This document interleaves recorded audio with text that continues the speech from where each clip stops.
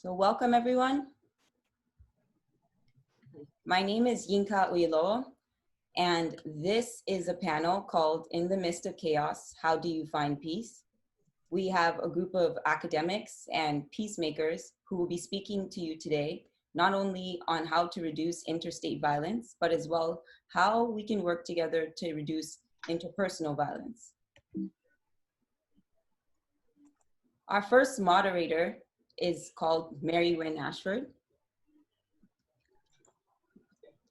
She's a retired medical doctor with extensive experience in activism with non-governmental organizations, especially physicians and women's organizations, and with governments and United Nations leaders.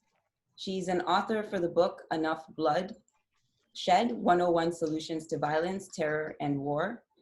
Dr. Ashford has received many awards for her work on peace and disarmament, including the Queen's Medal from the Governor General of Canada on 2 occasions. Dr. Ashford is also an honorary board director of Voice of Women for Peace, and she will be introducing our first 2 panelists. Thank you very much, Inka.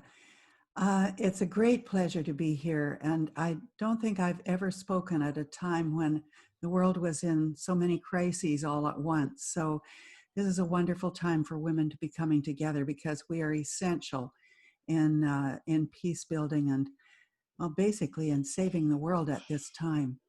So I'll just tell you quickly about what I'm involved in at the present time. I'm on the board of the International Physicians for Prevention of Nuclear War Canada. We're the Canadian affiliate of the international organization, and that organization won the Nobel Peace Prize in 1985.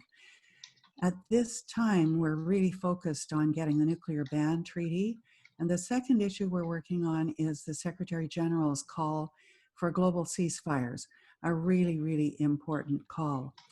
And the role of women in both in getting the ban treaty and now in working on global ceasefires, the role of women is just enormously important. We're all impressed, and all across Canada, with the role being played by women in the public health offices, by their, not just their calm and very thoughtful responses to these issues that we're facing with the COVID-19 virus, but also with their intelligence and their capability. They've been absolutely outstanding, and I think they've kind of reframed women in decision-making roles as far as the public is concerned. So it's my great pleasure to introduce to you, first of all, Janice Alton. I've known Janice, gosh, for 35 years, I guess. She is a long-time activist, both in domestic and international peace movement. She's focused on demilitarization, delegitimization of war, and the inclusion of women directly in all decision-making processes of peace building, right from conflict prevention to reconstruction. She has conducted 20 study, consultation, lobbying tours for women to the United Nations sites, and they've included taking students, telling people how the UN actually works and what is the relationship of civil society with the United Nations. This has been such important work that Janice has done. She's a recognized authority. She's initiated and coordinated many national women and peace conferences and international workshops. So thank you and welcome, Janice. Thank you. I was just scrolling through to see who was on this call, and I see Doug Roach there and some people who know far more than I do, but I'm happy to try to share from some of my experience on this issue of interstate violence. And given the reality of that, how do we find peace? I came across the truism that the 20th century was actually the bloodiest century in human history. And why? there's a mindset behind that that says might is right. And it's been with us for a long, long time. And we, as members within Voice of Women, have looked at that issue and have said, there's a pattern here that runs from the interstate violence to interpersonal. It's the same continuum and the same kind of mindset that keeps that going. And in the midst of that, we're having to address the increasing lethality of weapons. And you probably are all quite aware of the existence of nuclear weapons, maybe not so aware of their continuing presence and in what numbers, but it's rather discouraging because the numbers are now in the thousands. The countries which possess nuclear weapons have moved beyond the US, which was the first country to use them in Japan. There are now 9 nuclear weapons states. And Canada is a member of the alliance of NATO.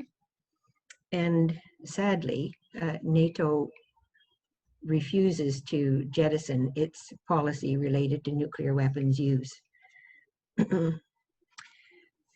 On a happier note, I can tell you that in 2017, the UN successfully constructed a treaty to ban nuclear weapons that had the support of the majority of UN states, and it's now in the process of being signed and ratified, the formal process to put it into effect.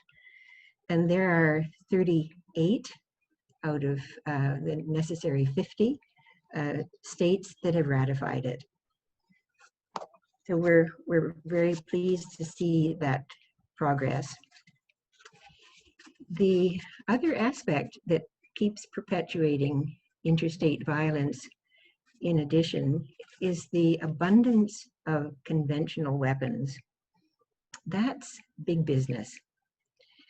In Canada, I don't know whether you are aware that Canada hosts an arms bazaar every 2 years in Ottawa, and there are more than 400 sellers and dealers that come to that. And within Canada as well, if you look at our national defense budget, you will see that it has the biggest financial allocation of any sector in our budget. It's about $31 billion. It was last year, $31 billion. If you hold that up in comparison to the money devoted to the environmental issue and sustainability related to environmental issues, that's a paltry $1.8 billion. Quite a contrast. And we've seen now with this COVID pandemic, the many applications that could take place right in Canada with some of that extraordinary money that's being used to prop up our military and militarism. I'd like to tell you just a little bit about Voice of Women because as Mary-Wynne mentioned briefly, we have been on the scene working in this direction for quite a while. We were formed in 1960, and we helped at that time to stop atmospheric nuclear weapons testing. But it didn't eliminate the weapons, didn't even eliminate the testing. It just succeeded in having testing pushed underground. So Voice of Women got into gear with an alternative mindset, which was that of trying to build bridges and find routes for cooperation rather than destruction. And so we hosted conferences. We invited women from Japan, from the Soviet Union here very early in the early 60s. And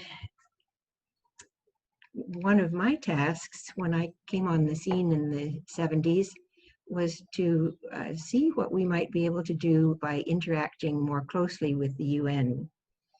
We were fortunate to have an affiliate status to the UN, which gave us easier access.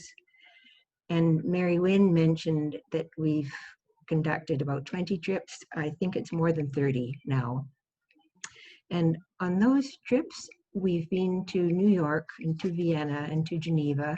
And in each of those, we lobby and we learn. And we're lobbying always with an opening understanding that we want women's voices to be more represented in all levels of decision-making related to peace and security. One of the early steps that I'd like to mention when I talk about building bridges and seeking avenues of cooperation was that during the Vietnam War, Voice of Women brought Vietnamese women to Canada so that the public could hear their stories. I don't think I've got time to tell you some of the wonderful outcomes of that, except that it was very positive. And Voice of Women took some very interesting steps to elaborate on that connection. And I myself was part of a delegation in 2015 that sought to build bridges and work for reunification and peace in North and South Korea. That work is continuing, and it's hopeful. We've always tried to devise ways to promote women's leadership. And as Mary-Wynne has said, there is a correlation between pulling in women's views and guidance to making a difference. The UN itself has made some progressive moves, and one was in 1993 to devise the Declaration on Violence Against Women.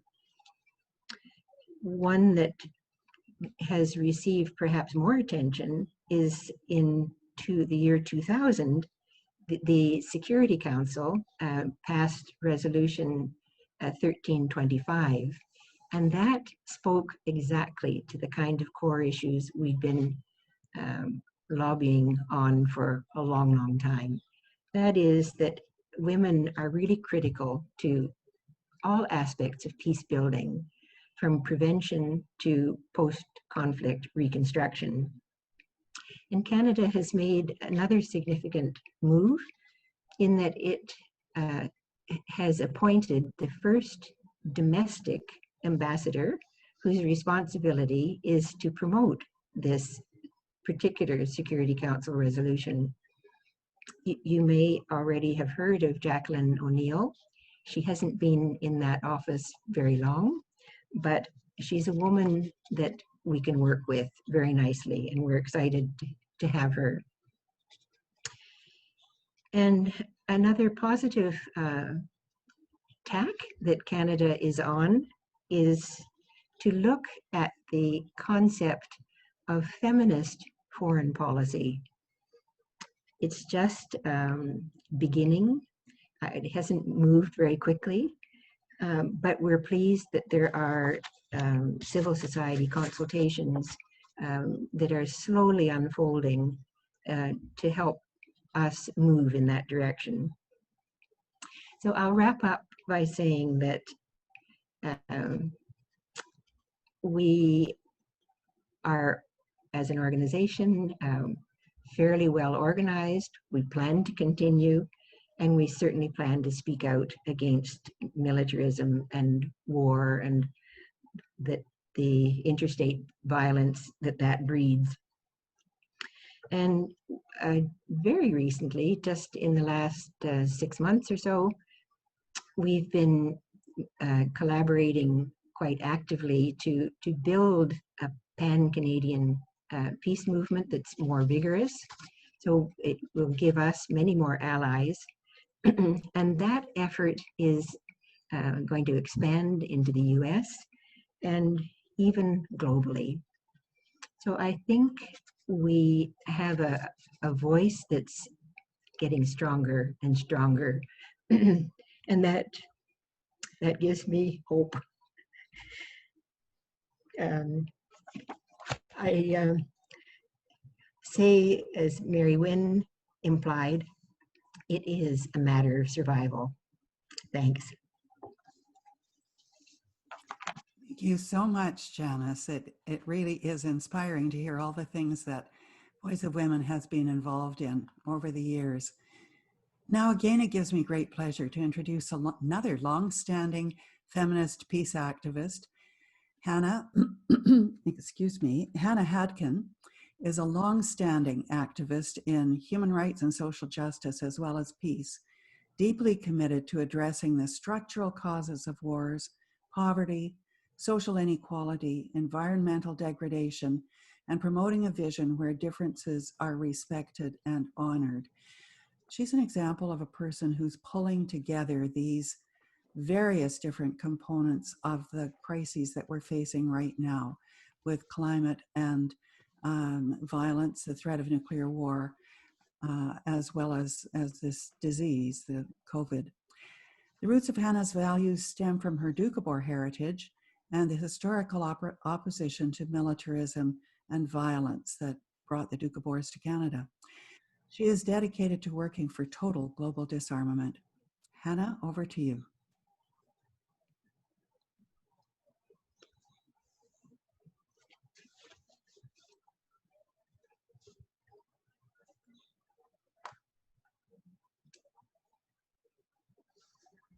Do you have Hannah here, Inka? Sorry. Yes, I see her on the participant list. Oh, okay. Okay, I There. pushed the button. Okay, there we go. While this pandemic, COVID-19, has had an immense impact on people globally and in Canada, I've been especially concerned about the impacts on women. And in particular, those women who are not leaving the home for a job and who are thereby remaining at home in isolation. And this spurs on an increase in domestic violence. In fact, statistics that I have looked at, the increase is quite dramatic.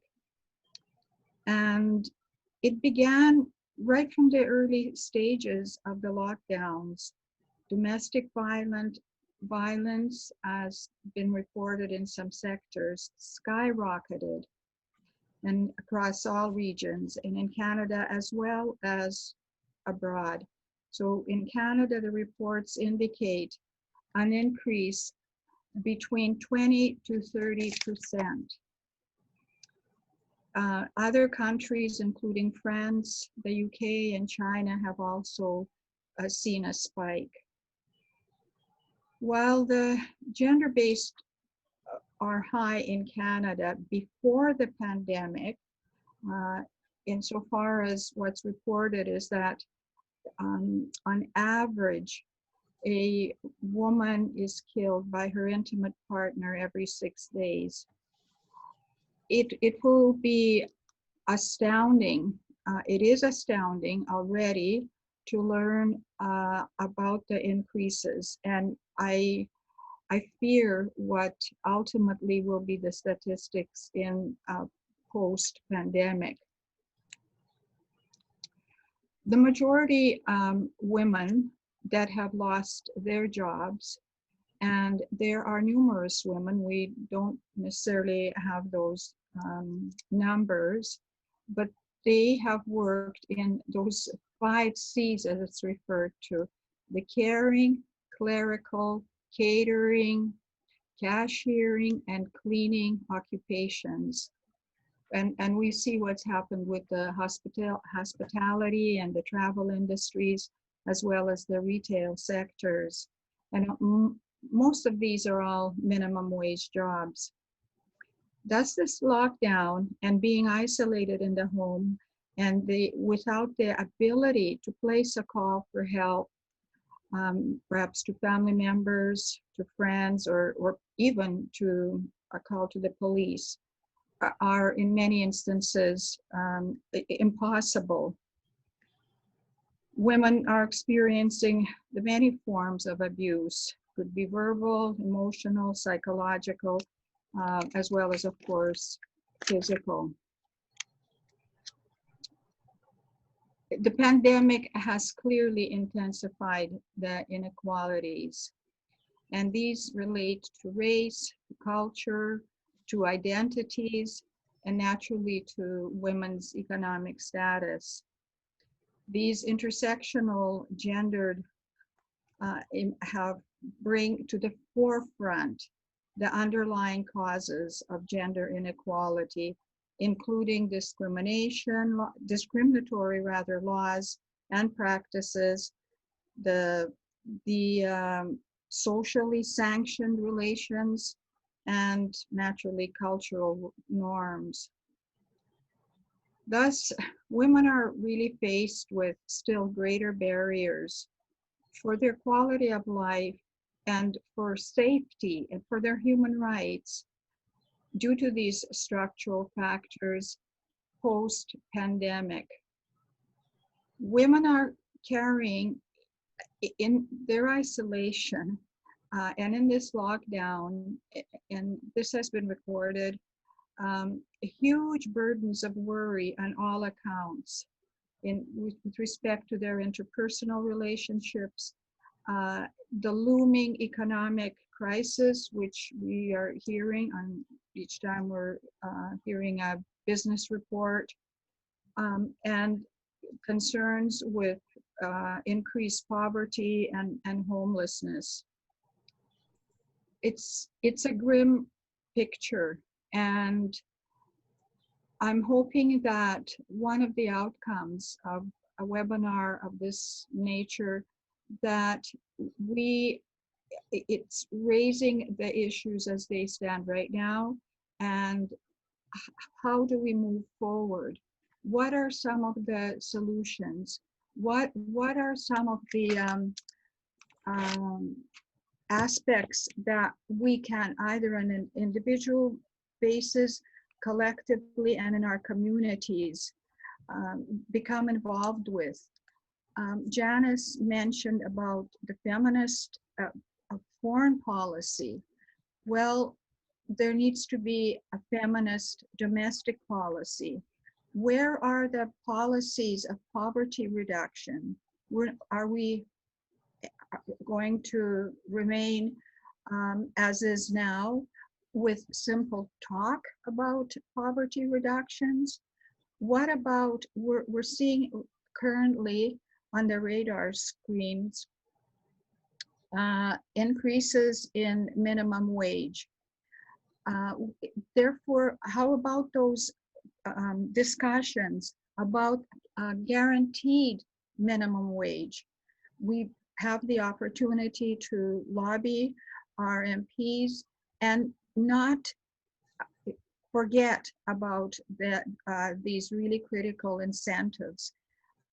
Mention also, and I'll actually just take the opportunity to read exactly. I think hope does lie in the UN and the various declarations. I think this is a phenomenal declaration that Janice made mention to in about 1993, the UN General Assembly adopting the Declaration on the Elimination of Violence Against Women. And I'll read to you about, they define violence broadly. The term violence against women means any act of gender-based violence that results in or as likely to result in physical, sexual, or psychological harm or suffering to women, including threats of such acts, coercion, or arbitrary deprivation of liberty, whether occurring in public or private life. And then it proceeds to discuss the specific elements of this. So there are ways and means, so long as there is the desire to address the issue of domestic violence.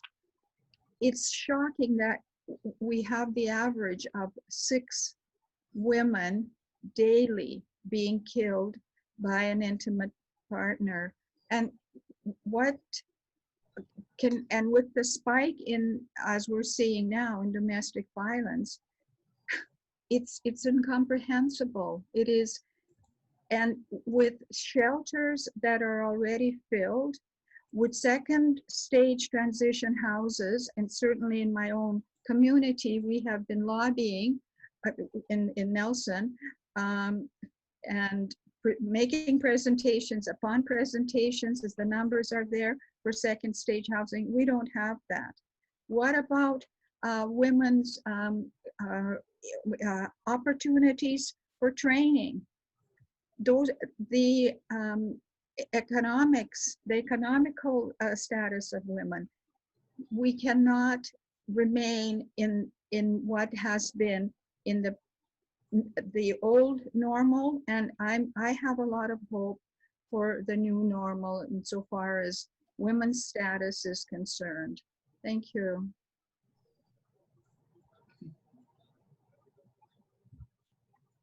Thank you, Hannah. I'm Marla Slavner, and I'm a national board member with the Canadian Voice of Women for Peace. I've been a member with the organization for about 10 years. And I'm really happy we're having this discussion today. While Janice and Hannah have touched on a more global scale of the issues of militarization and the Canadian Voice of Women for Peace's efforts to bring women's voices to the table, because they are so critical in all aspects of peace building and security. And Hannah highlighted the importance of having not only a foreign feminist policy, but a domestic policy which works for women to safeguard them in many issues, as she's highlighted. We now have 2 wonderful panelists that I'm happy to introduce, who are using their work to empower those who have lived experiences and they're creating solutions for women who are experiencing domestic violence. We also have another panelist with us later on who is using conflict mediation tools in high conflict zones with amazing results. But as Hannah highlighted, before I introduce them, I want to bring attention to some very important, that this pandemic is now revealing, as we're asked to stay safe, stay at home, and currently experiencing domestic abuse. Before, the global estimate is 1 in 4 women have experienced domestic violence. And the UN had deemed that to be a global pandemic. And now we're facing COVID, which is another pandemic. And it's been officially identified by the UN Women as the shadow pandemic. The one that's that most people don't know about, but it's now coming to light as the numbers increase in its severity in femilicides, where usually men are killing their partners and or children. So in 90 countries under lockdown, there are about 4 billion people. This is a quote from the executive director of UN Women, Phumzile Mkambo Nguka. 4 billion people are now sheltering at home for the global contagion of COVID. It's a protective measure, but it brings a deadly danger. We see this shadow pandemic growing for women. And I believe that Vanessa has put up the link in the chat with the UN Women's site with all the links to articles where you can learn more about this. So I'm really pleased to introduce to you Dr. Ruth Rodney. She's an assistant professor at York University's School of Nursing. Her areas of expertise include health promotion, violence prevention, and gender issues, examining the masculine and feminine. Dr. Rodney has 15 years of clinical nursing experience in a number of areas. In the past 6 years, she's focused on research with marginalized populations in Canada and abroad, and she's experienced in qualitative research, global health research methods, using critical theories to understand how we better address this longstanding social problems. She was on the qualitative team lead for a UN Women-led national study on domestic violence in Guyana, and we can hopefully put the link to that report in the chat for you either now or later. So Dr. Rodney, welcome, and please. Thank you so much for the introduction and for inviting me to offer my thoughts on this panel. So what I thought I would do with my time is to speak about 3 points from our report that I thought would be transferable to a Canadian context. But I first have to say that as a Black woman and as the mother of a Black son, the most recent examples of anti-Black racism illustrate to the rest of the world the unnerving fear that I and many other families face, knowing that no matter what we do, we cannot protect our sons and daughters from the attacks on their lives for simply being Black. So I would say that if you consider yourself to be an ally, you know, as Rihanna said, pull up. And I'm telling you that for the sake of my own son, and for other families and for future generations. So if you're only posting on social media about what is going on, it's simply not enough. And the border does not somehow create this line that makes us impervious of racism in Canada. And so when you hear people talking about this race card, I think hopefully and finally we can put it to rest. So I would say also to, you know, start in your homes and start in your communities, so that, for example, Black youth in Hamilton do not have to walk out of their high school and see nigger imprinted in snow in letters large enough to fill a football field. And this actually just happened this past winter. In the context of violence against women and girls, I think the most recent example of George Floyd's murder illustrates the additional considerations that racialized women and particularly Black women face when deciding whether or not to call the police when they have experienced some abuse. And I think that most women will choose to take the chance with their own life over having their partner and also their abuser potentially become the next hashtag of say his name. So I think that if we are serious about addressing the experiences of violence for racialized women, it means also addressing systemic and structural racism. And it brings me to my first point from the voices of survivors in Guyana. Many women who accessed supports did so not because they wanted to leave their relationships at the time, but more so because they wanted the abuse to stop. And I think that this is a particularly important point because if we consider it from that standpoint, we can then start to think about and address the victim blaming that many survivors say that they experience, and also impacts their use of future services in other situations that are quite serious.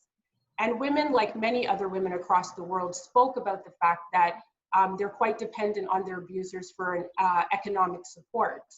And while we have a more established social safety system here in Canada, I think that we have to continue to examine the economic policies that primarily impact women and their families and the support services that survivors access. And Hannah actually addressed this as well when she just spoke.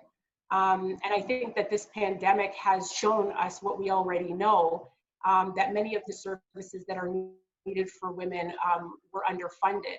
And if we're focused on violence prevention, we need to ensure that we scrutinize social and health policies. The second point that I would like to address is from the perspective of frontline workers in Guyana. And here I'm speaking more so about healthcare providers who, like in other parts of the world, are predominantly women. And I think one participant summed it up so eloquently by saying, we're expected to be superhuman. And this nurse was referring to the fact that, you know, they bear witness to violence in their communities. They care for victims of domestic violence in their professional capacity. And many of them also experienced violence in their own homes. Yet they felt that they lacked the institutional psychological support to address the exhaustion, the stress, and the secondary trauma that a lot of them felt that they faced.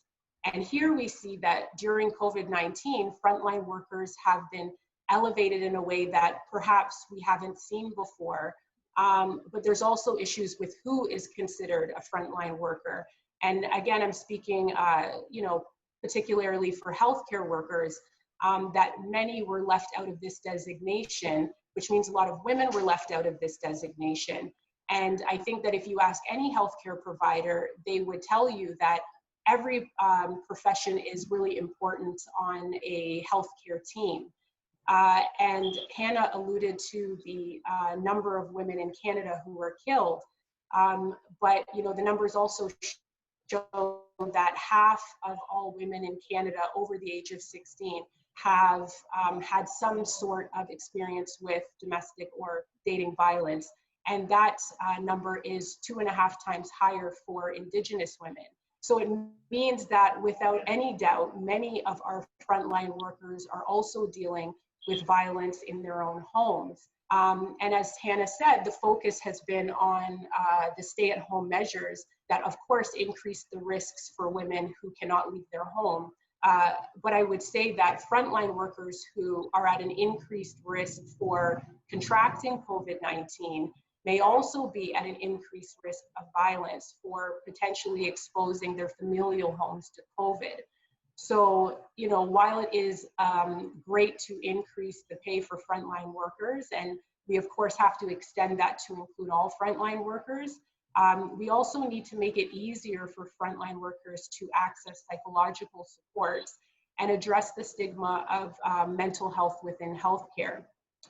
And the last point that I wanted to make is again from a community perspective and how that impacts women's experiences with violence. When we were collecting our data, there was a case of a woman who was abused, and that was video recorded. And that video was shared quite extensively on social media. And you know, the community thought that in many ways it brought attention to the issues, while others believed it would cause shame and embarrassment to the survivor. And here again, I think it is obviously a relatable point to our context here in North America. And I have to relate it back to, again, the images and video of George Floyd's murder, where I'm sure this has been viewed probably well over 1 million times.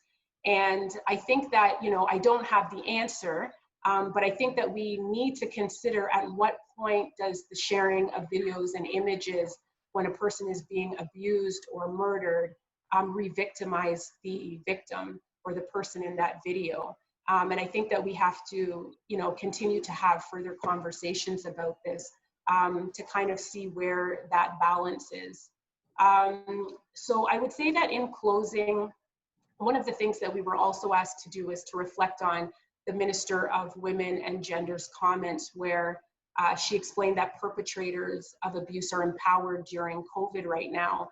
And really, how do we find peace during this time? And it's something that I've really thought and reflected on. But I believe that we find peace in resistance, and in knowing that we resist complacency and that we resist the status quo, that because we're reaching some women, it's not enough. We still have to do more work to ensure that all women are safe within their own homes.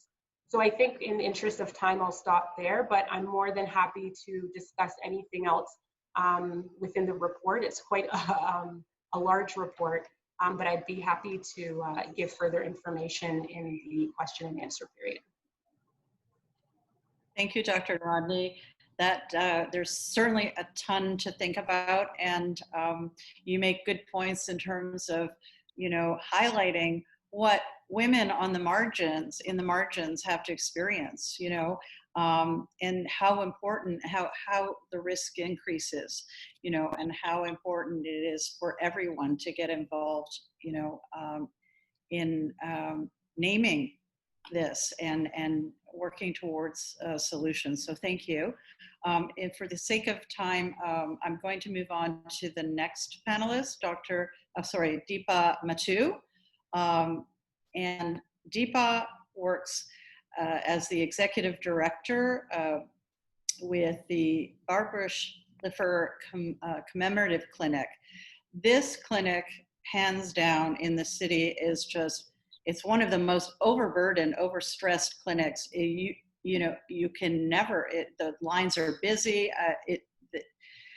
The need for more of these clinics, you know, is evident by the work they're doing and the amazing work they're doing, but they just can't keep up, unfortunately, with the demand, which is a sad statement of what we're experiencing here in Canada. She has over 20 years of experience providing direct human-related services, as well as public education, social justice advocacy, including 3 at the clinics as a legal director.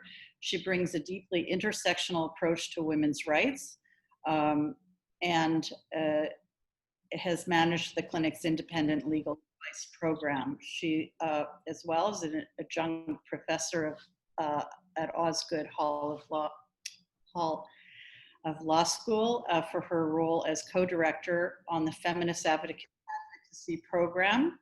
She is a recipient of the Law Foundation of Ontario's Community Leadership in Justice, and is a fellow at the Factor Inwintosh, let me know if I've said that right, Faculty of Social Work at the University of Toronto. Thank you for coming and joining us today. Thank you, everyone. I just want to make a slight correction in the bio. I am no more a fellow. I was, and my research that I focused on and the toolkit that came out of the fellowship was based on race, class, and experience of gender-based violence for non-status women. And I decided to clarify that because what I'm going to talk about is very much rooted in that experience. The novel coronavirus does not have boundaries. We all understand that. And what I'm going to share with you is my thoughts around that it has no boundaries, and the solutions that needed to be offered were also requiring of, or are still requiring of, go beyond boundaries. So experience of displacement, migration, and disaster management can be used for management of the COVID-19, as well as the recovery from it. So that's the argument that I'm putting forward to all of you, and trying to make us think about the experience of gender-based violence, but from the location of migrant experience and the expertise that migrant women bring to it. So women and girls' roles in the home and community definitely can increase their exposure to COVID-19. And as Ruth, as well as Hannah, both kind of talked about that, that women and girls take a lot of caregiving responsibility at home. And when that is multiplied by their ongoing survivorship of structural as well as intimate partner violence or familial violence in some context, their exposure and their exposure to violence as well as their exposure to the pandemic is much higher.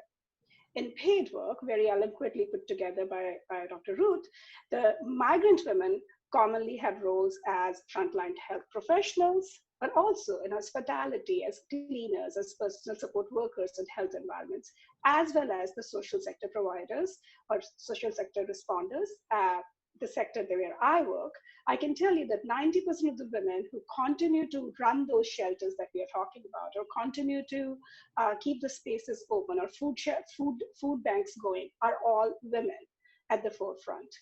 We also know that the crisis events, such as a pandemic, tend to worsen the pre-existing social and economic vulnerabilities. So it's not as if things were really great before and they have gone bad.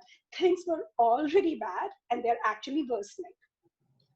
From a migrant racialized communities, those living in poverty, so including the groups that have historically been marginalized, as just mentioned by Dr. Ruth, Black women, women who are non-status and migrant or have precarious immigration status, women with disabilities, they tend to be harmed by disaster more than others, especially because of their nature of their status, but also because of the criminalized nature of response to their experience of abuse. And I think that's something that we don't talk about enough, that how state criminalizes the nature of the response for the same survivors who actually approach them for safety and security to begin with.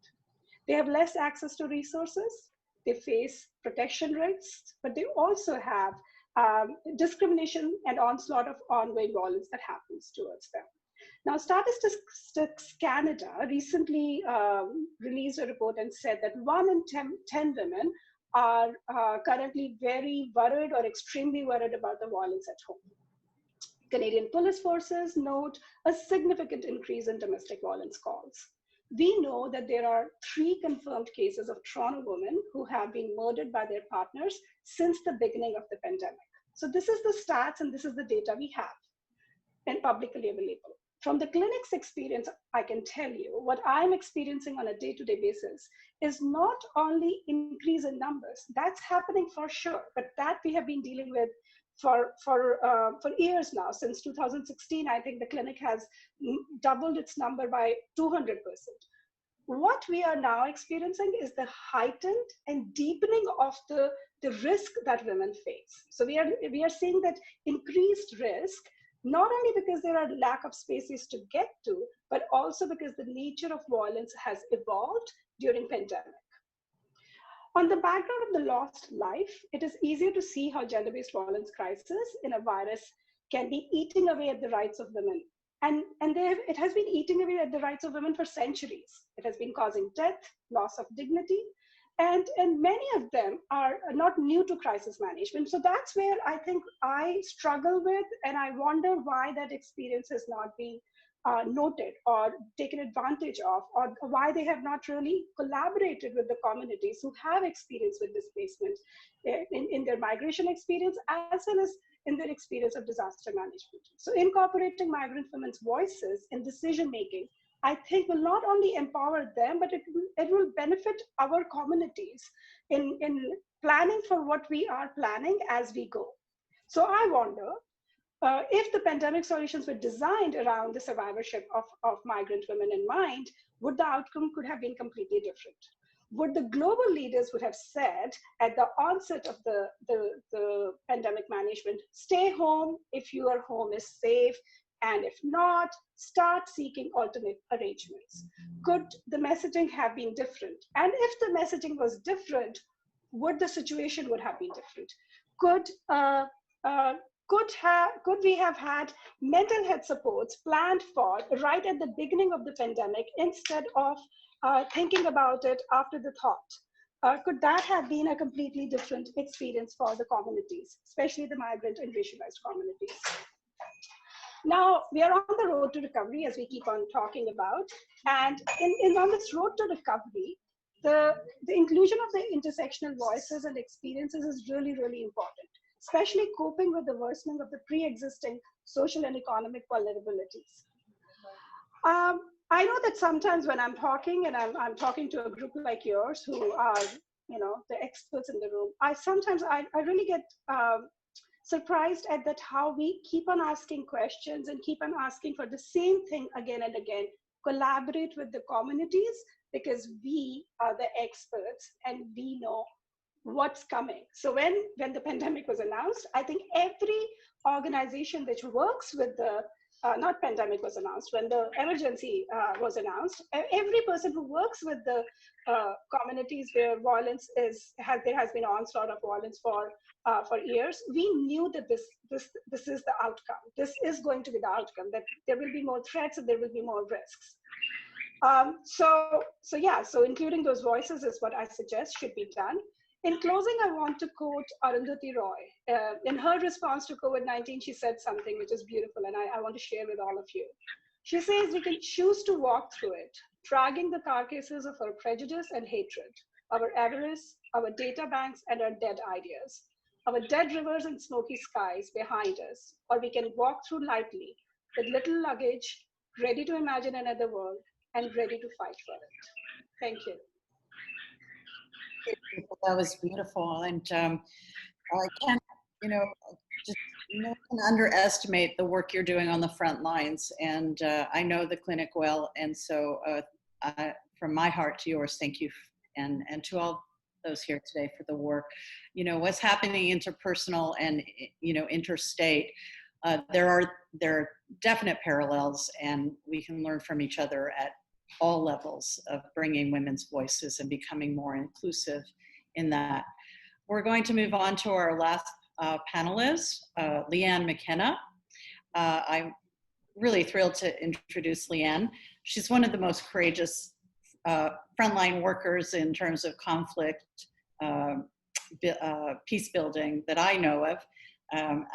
She's a consummate storyteller. Unfortunately, we don't have time for a lot of her stories today, but she is the executive director of Parterra International, an international trained facilitator in the area of conflict management, conflict transformation, strategic planning, organizational development, mediation in school and community-based resilience and peace building.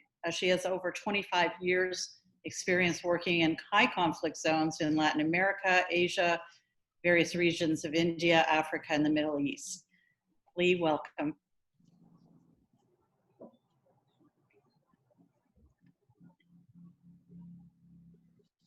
Leanne? You have to unmute. Yes, there we go. I just do apologize to some of you who may have heard these stories before. So I'm with those who see the pandemic as the pulling back of the veil, a great revealing of the way things are, the monster that we have created, and the opportunity that is presented to refuse a return to a normalcy that is killing us, will kill us, and our planetary home. These are days of reckoning as well as revealing. Normal is not our destination. The virus has irrevocably severed our future from our past, and what arrives is up to us.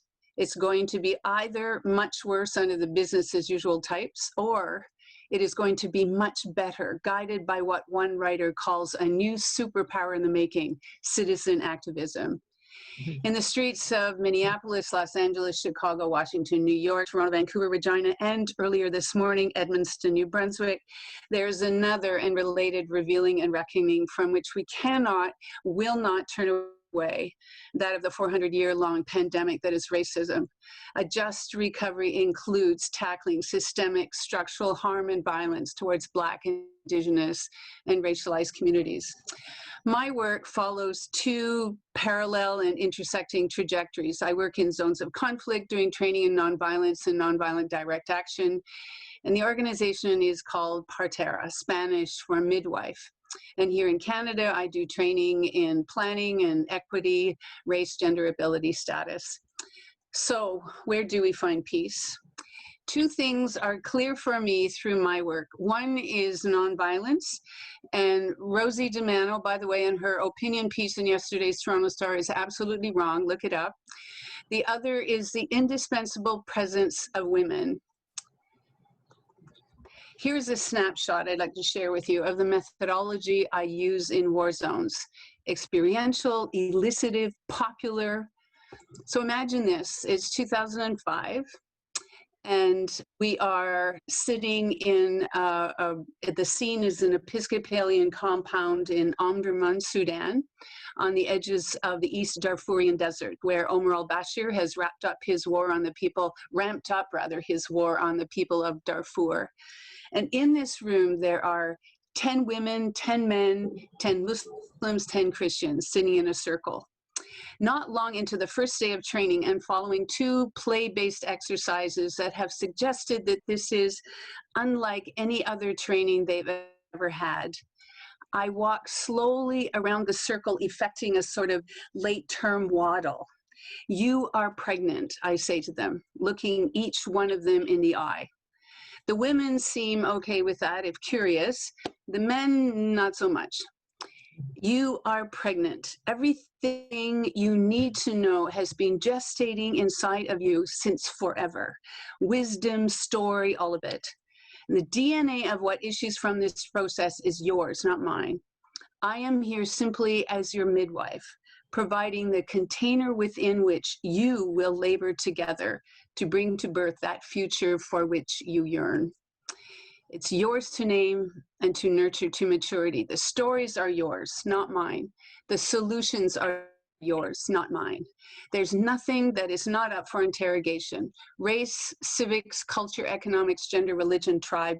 And we do so through the dual lenses of what drives violence, what makes for peace." Whether we are doing economic literacy training, getting at the true economic roots of violence, gender, identity, rank, privilege, or training in the skills of situational analysis, third-party nonviolent intervention, or direct action, we play. We do extended simulation, role play, street theater, lots of movement that elicit more from them than they imagine possible. And they emerge some weeks later, trained as trainers and transformed, with perhaps the greatest change being their respective women and men understandings of the range of alternative masculinities and femininities. The local organization who owns this program will require of them and support them in 3 additional training of trainers of at least 20 people each, equally divided as much as possible between women and men, Muslims and Christians. The result, well, do the math. An exponential growth of trained trainers, as many as 220,000 at last count, will put their new skills to work in the streets of Khartoum and beyond, with the goal nothing short of the nonviolent overthrow of a dictator. I'd like to introduce you to 2 of those trainers. The metaphor of midwife is really important, serving as a permanent invitation to women to place themselves in the midst of processes of peace. In November of 2011, I am in a restaurant in Juba, the brand new capital of the brand new country of South Sudan. And up on the TV screen appears the image of Widad Darwish and other familiar faces. The Al Jazeera documentary is called How to Mobilize a Million. Wow. Widad and her friends have been working hard, leafleting, organizing, keeping the serial uprisings nonviolent. 7 months later, Widad, along with others, are arrested and incarcerated in the women's prison in Omdurman. May is also there. When I see May some months later, she still will always bear the scars of her imprisonment. And she tells me her story. "Even if you kill me," she would tell her captors, "there are many more coming up behind me." To her sister prisoners, she taught the skills of nonviolence.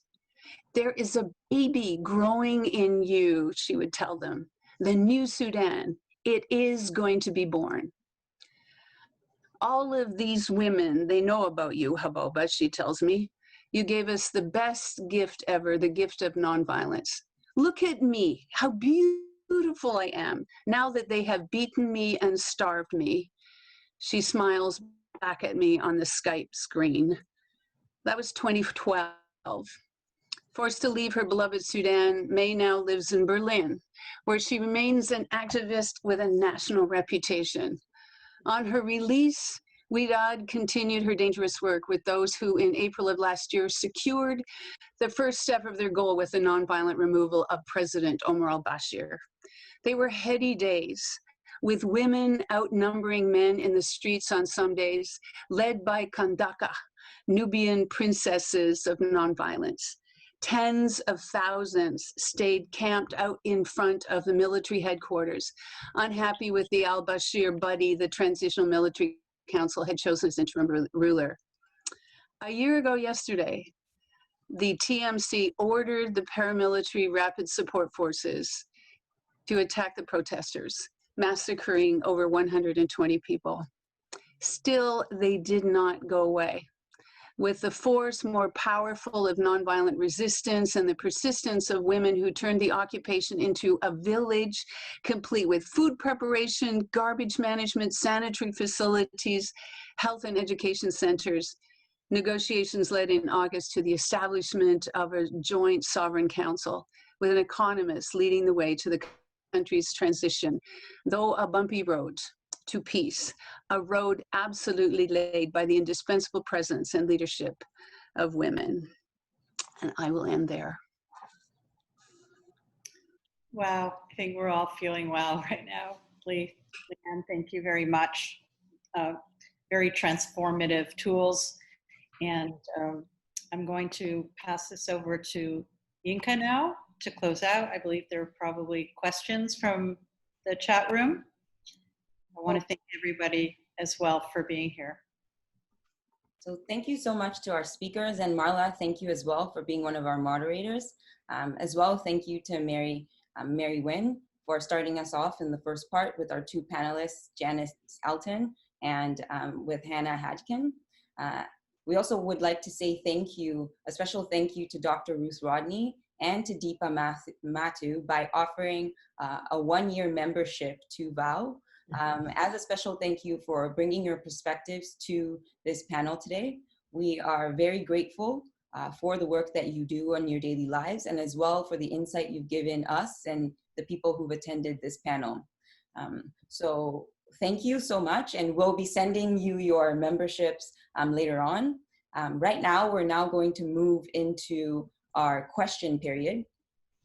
And before we do so, I think it's important to note that VOW does accept donations to help our organization continue to plan and advocate for peace around the world, and to continue to plan events like this. So please visit our website at www.vowpeace.org and either send us a message on how you view we can continue to improve, or just send us a donation as well, so that we can continue to do the great work that has been happening for decades. Now we're going to start our question period. And the way it's going to work is that you just type your questions in the chat box, and we will then give each of the speakers an opportunity to answer that question. Now, if you would like to direct your question to one specific speaker, just let us know too as well. So we'll give you about 1 to 2 minutes to type out any questions you feel are relevant or you would like to discuss.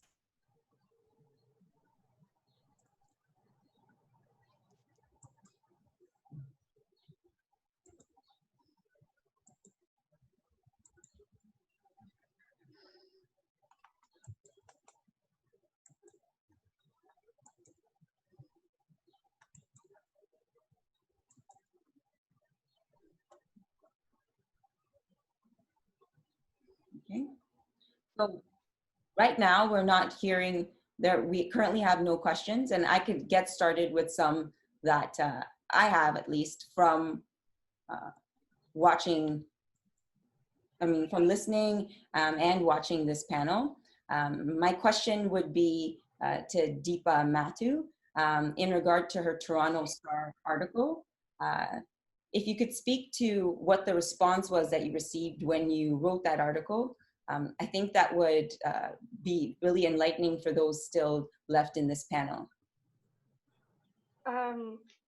I received two kinds of responses. One was a lot of other colleagues of mine from the sector wrote to me telling me that I've exactly said what they have been thinking.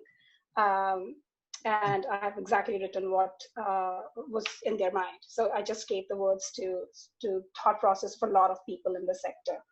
But I did receive a response from the defensive lobby, I call it, which had to tell me that that I was not giving due credit to what was being done, and it was for the safety of all, and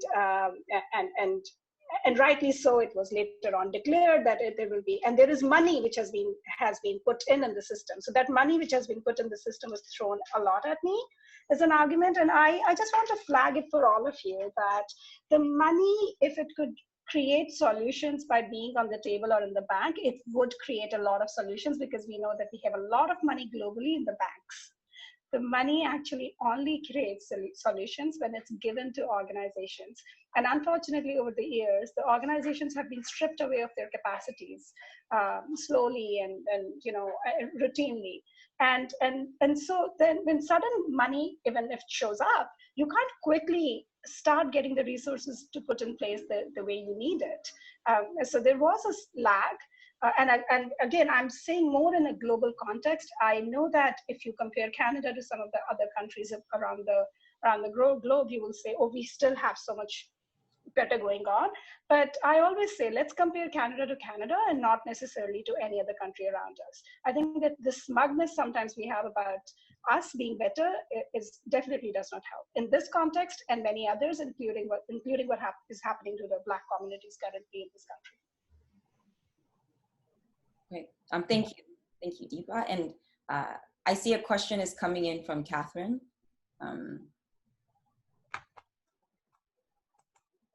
Do you want me to just go ahead and say the question? That would be great. And it's for Dr. I just hit the send button when I got to Dr. Rodney. So to me, one of the critical issues is the disconnect between funding issues in terms of moving forward in anti-racism policies and funding women's initiatives, which are quite obvious now in the pandemic, and those funding initiatives and the association with the military spending, which Janice brought up, and Marla and Hannah. So how can we as organizations connect those dots? People are willing to talk about activism, but they shy away sometimes from the militarism because it's still connected to the imperialistic state ideology. Or is that a question? Anyway, thank you. Can I also add to Catherine's comment and have either Ruth or Deepa answer? You know, speaking of shying away from militarism and not wanting to get involved, it's too big, you know, people feel overwhelmed by the issue. I think the same thing goes that domestic violence, people are, you know, unless you're in it, the people outside of that are, it's not very talked about, and it's one of those issues that people feel uncomfortable to be around because they don't know how to help. So how can we provide tools and resources for people who do want to become allies, either, you know, at the local level, personally, or, you know, internationally at you know, the much bigger, you know, on nuclear disarmament and all of that. Let's take it. I know the question is for Dr. Ruth, so I would ask her to comment, but I do have a thought that I would also like to share once she has spoken. Okay, so I'll try and tackle all of it. Catherine, I'll start with yours. So I think from a community perspective, one thing of the way that we are talking or thinking about militarization here and funding is with regards to the police here and the impacts that it has on communities. And what actually we're doing at this local level is some of the smaller organizations, one called Hamilton Center for Civic Inclusion, has actually done a kind of a spread of asking for the city to defund the police and to redirect those money to housing, to increase, more cost for food. There's a lot of food insecurity in the city. And so I think in some respects, if everybody was potentially on the same page in terms of starting within their communities and the organizations within each area kind of banding together, it might be a way to start at least the conversation on how much we spend on policing, because I think, again, the numbers that Janice showed really does highlight the disproportionate amount of money that is always used for kind of military style within society. And I think also too in Hamilton, that was one of the things that is on the Black Lives Matter Twitter page, but that got the most views at probably around 18,000 views. And I think telling people or showing people how much is spent on bullets, how much is spent on all different aspects might be a way of organizations being able to direct funding. And then Marla, in terms of, and I hope, Catherine, that helped to answer your question. And Marla, in terms of your question with regards to domestic violence, you bring up an incredibly important point that even within Hamilton, I don't think that everybody always thinks about it or thinks about how it can affect everyone within the community, which is why I think it's important to recognize that the frontline workers that we're now seeing as heroes are probably struggling in some ways in their own homes. And so I think part of it is continuously elevating the conversation. But again, I know one thing that I've been talking about for Hamilton is a coordinated response during pandemics for domestic violence that we really need to have in place. And, we know that there's emergency preparedness that we have already at kind of like, I think, a federal level. So why do we not already have these things in place? We knew the pandemic was coming. As Deepa said, everybody who is in the field knows that everything is underfunded. So I think that now is the time to leverage the voice that we have, because it's been recognized as a global issue, that violence is a pandemic as well. So I think that it's also in kind of tying in all of the marginalized groups that experience it differently, because I think sometimes people's experiences get pitted against one another. And I think if everybody comes in solidarity and recognizing that, one group is affected one way, but everybody should be against, anti-Black racism. So I think it's if we come from that standpoint, then perhaps we can somewhat address domestic violence. And, Leanne did such a wonder. I love storytelling. So I appreciate Leanne giving that experience. And I think sometimes we need to figure out or learn how to relate numbers to stories, because a lot of the times when you talk the statistics without relating it to a human experience, you lose the essence of the experience. And I think even too, when, we look at what has happened in the Middle East with everybody being displaced, what brought world leaders to actually act was seeing the little boy lying on the shore who had passed away. So again, it's always, I think, the stories that have to be centered.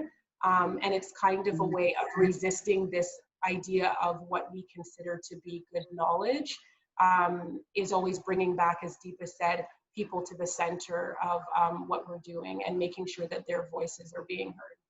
Anyways, I'm going to stop there because I can keep talking.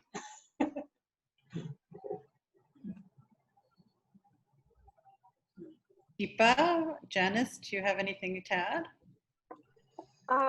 I just wanted to add, and I think Dr. Ruth has eloquently kind of captured my thought process that was going in my head, that there is a clear connection. I feel like it's a continuum. It's a resource struggle that we talk about, that the gender-based violence has not been has not been tackled because enough resources have not been put behind it. But we know where those resources are going. It's not a rocket science to know that the most military spending is happening in the most capitalistic countries. And the same countries did not have enough masks to give out to their people and their health service providers. Like, if right now is not the time to make a connection of this continuum, I don't know when it would be. And I don't like to ever say this, but this is the right opportunity to actually shed light on that fact. All that money was going somewhere.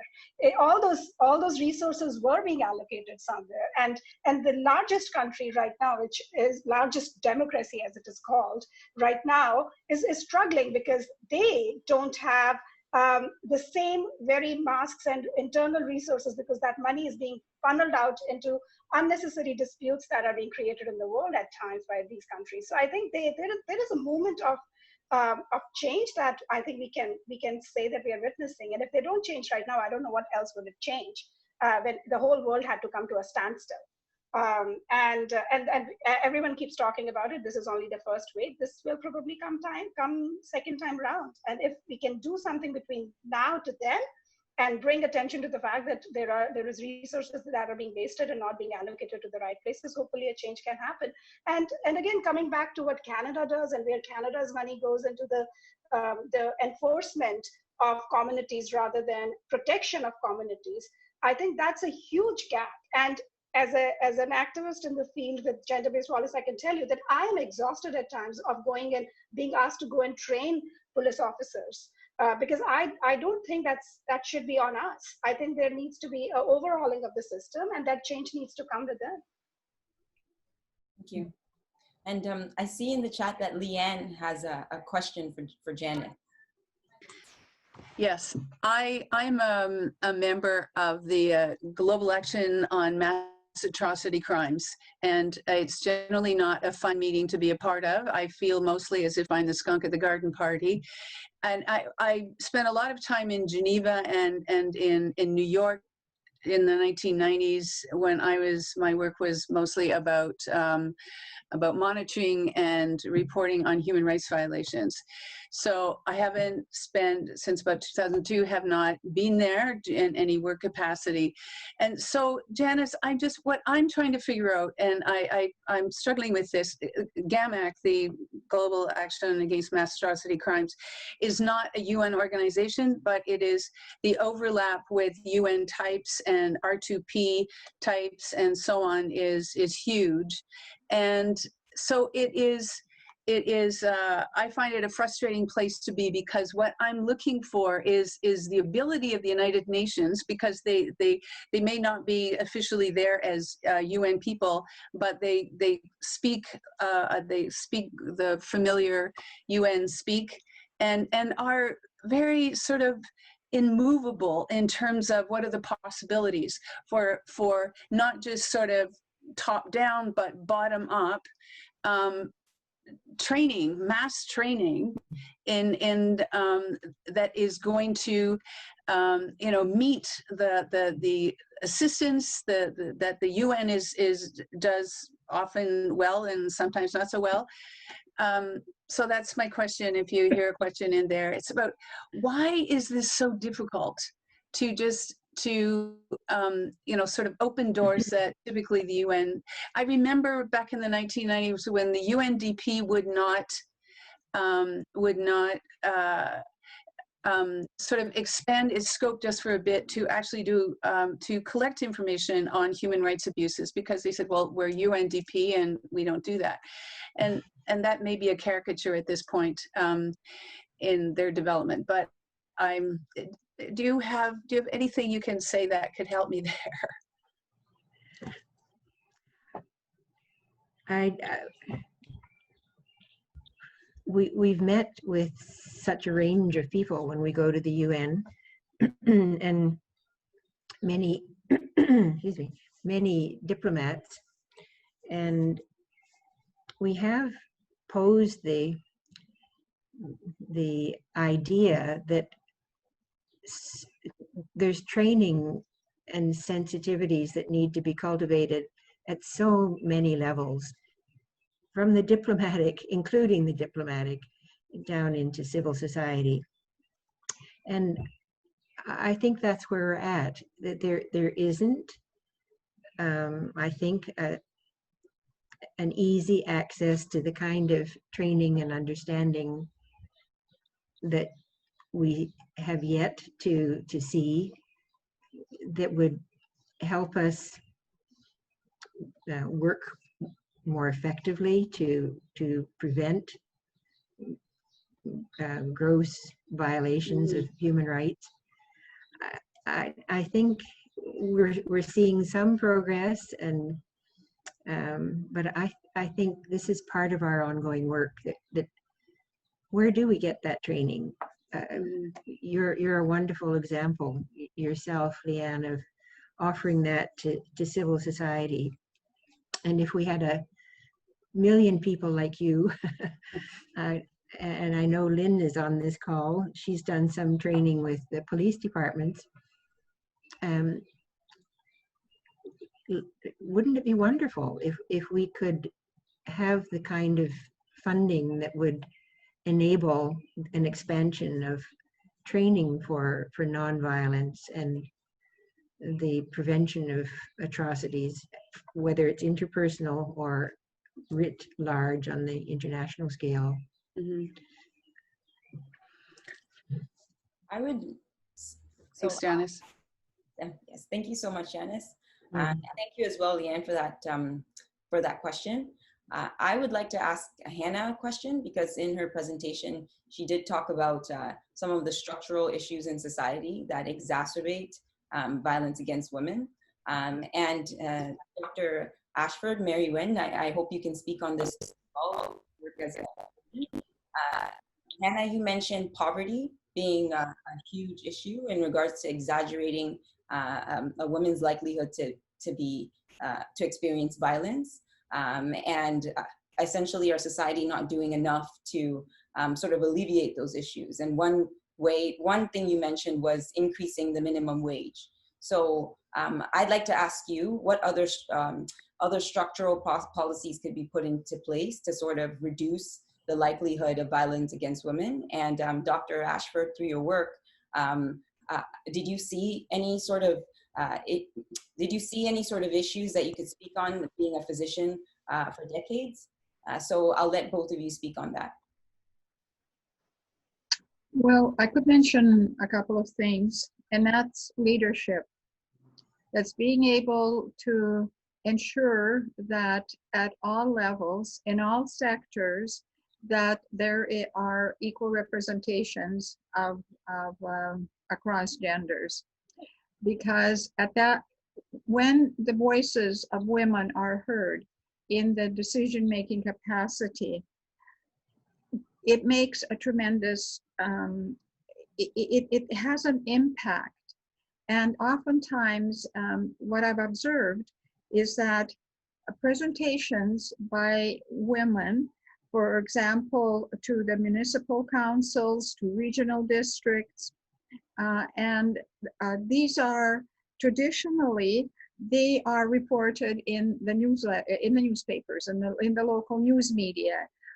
It might be a local television program or co-op radios or a co-op radio program and so on. But if those voices aren't heard, then we're not getting the perspective. It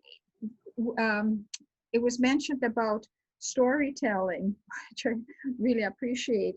So women have their own distinct way of sharing the story, and it comes from that the lived experience of what women are truly experiencing, the barriers they are facing, the challenges that they are facing. So that's one that's really important. The other aspects, a number of years ago, in the late 1980s and the early 1990s, when there was a transition being made into technical careers, or technology rather, and women were hugely underrepresented in all technical professions, because they simply did not have the training, they weren't encouraged. Institutions were not offering training for women. Furthermore, women are have the greatest responsibility for childcare. So if there are not the subsidized childcare opportunities for women to get out.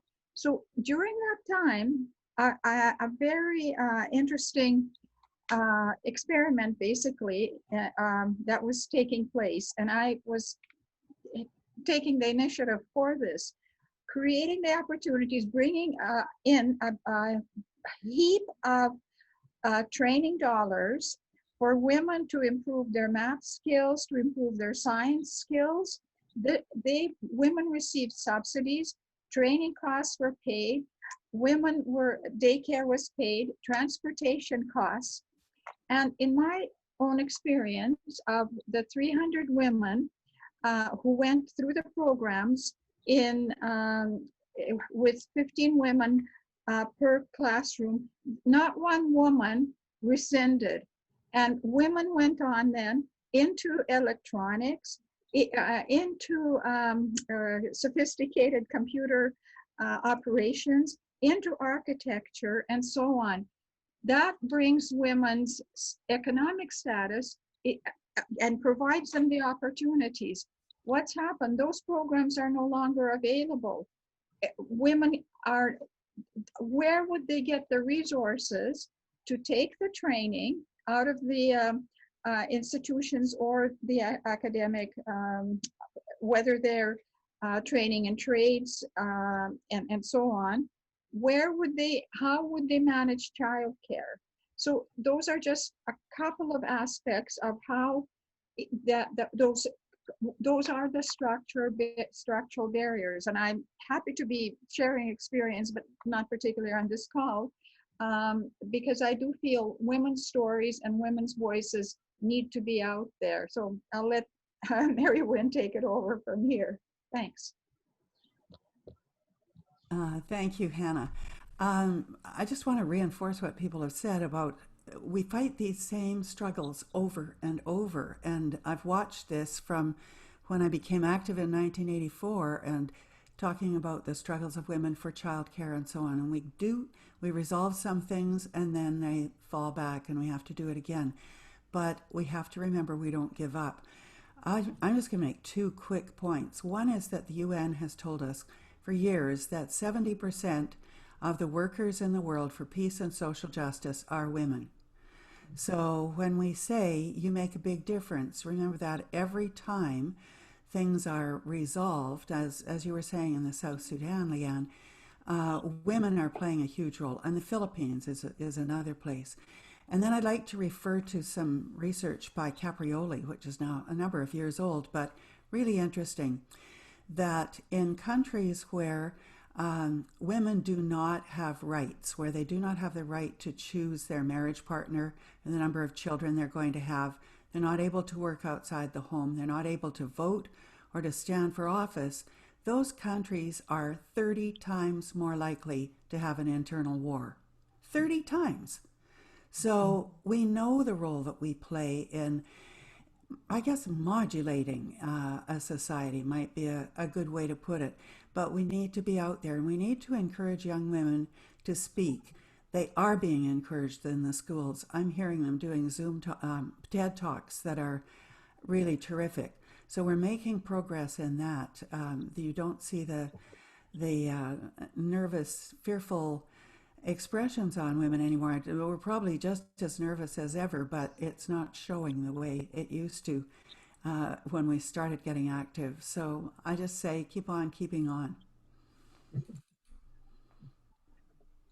Thank you. And we're about 1 minute away from our end time. And of course, I'm really grateful for all of you answering questions. What I think is a common thread amongst each of you speaking is the importance of storytelling. Dr. Rodney spoke about how storytelling has been able to situate really difficult issues and ideas into people's minds. and how women's telling them their stories have also, highlighted to all of us the structural imbalances that still need to be changed. And you as well, Dr. Ashford, you've dealt with it for years, you've seen it before, but women are not speaking up and their voices seem to be stronger, more so now than ever. So before we end off, I want to do a screenshot, like a selfie of everyone on the screen. So if you don't mind turning on your video and just smiling, what I'm going to do is do a screenshot of everyone that's here today with a peace sign up if you would like.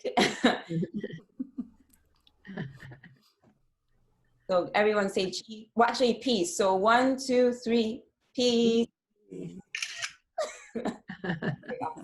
Thank you. All right, thank you so much for joining us, and I'm going to end the meeting right now. Thank you. Bye. Thank you, Zinka. Bye-bye. Thank you. Bye.